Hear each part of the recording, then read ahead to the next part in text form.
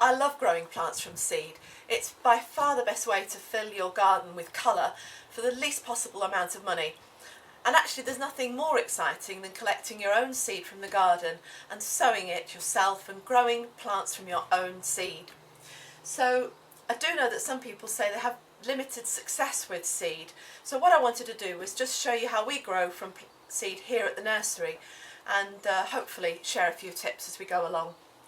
So the compost we use is just our nursery peat-free multi-purpose, but I sieve it to make it a little bit finer and just to take the larger pieces of bark out of it. And the bits of bark that are left over are fine for mulching pots. I sow all our seeds into half-size seed trays.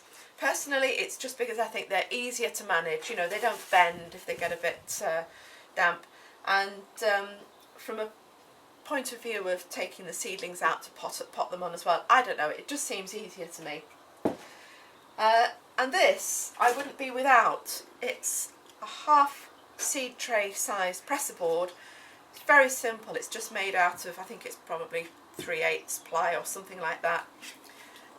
Cut to fit exactly inside a half-size seed tray, and then small wooden handle, and that's just nailed on with 2 small nails. Couldn't be simpler. And I like to use a flat-bottomed plastic scoop as well for scooping the compost. $2.99 or something from a garden centre, so not essential. So we've got our sieved compost. Now, the thing to remember about seeds is they've only got one shot at life, so what you don't want to do is sow them so deeply that they can't make their way to the surface. And in fact, a lot of seeds won't germinate if they can't detect some light and know that they're close enough to the surface to survive. So the way of ensuring that is just to make sure that there aren't any bumps and dips in your compost tray. So fill it loosely, don't press it down at all at this stage, and then just scrape off the compost to left and right, and then using your presser board, fingers and thumbs in the corner, and just press it down so that the top of your board is flush with the top of your seed tray. I'll show you that one more time. The aim is to make sure that you've got this evenly compressed, totally flat surface to sow your seeds onto. So overfill the tray, scrape off the surplus from left and right, and then fingers and thumbs in the corners, press it down so that they're evenly compacted. So clear away our surplus compost, and we're ready to sow our seeds. This one is a beautiful Aquilegia that I spotted in our stock beds, and it says nice flared form, so we don't know, it won't come as a cultivar, but it might come as an attractive plant for the garden. Aquilegia seeds, absolutely beautiful, shiny black. So just going to scatter them thinly and evenly on the surface. I've put my seed tray on a tea tray at this stage so that if I do spill any seed, it won't end up in the next tray. So topping it off now, you could use compost, but for most plants I like to use vermiculite. Medium vermiculite. The beauty about it is it lets the light through, so it means that your seeds won't get too buried, too dark. They'll know it's okay to germinate. But the vermiculite holds moisture, so it'll keep the seed moist, especially during that critical phase while it's germinating. So I just put my hand to the side to stop it spilling over. Don't want to waste it. And then just fill in the middle.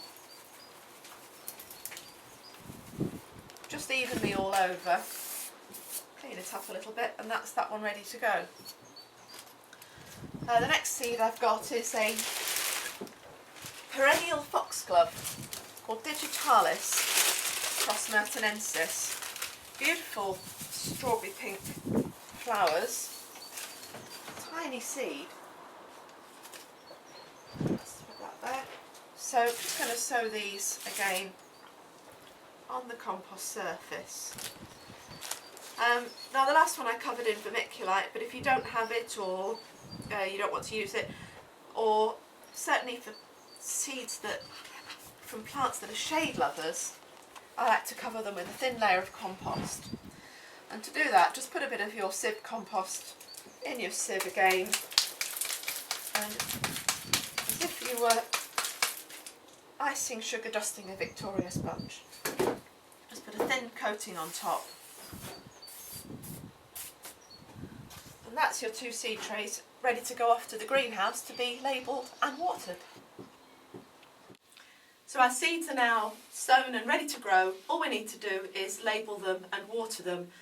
I keep track of the seeds I've sown by keeping a log and giving each one a unique number. So we're on P for propagation, 170 for 2013. And so the first one was an Aquilegia.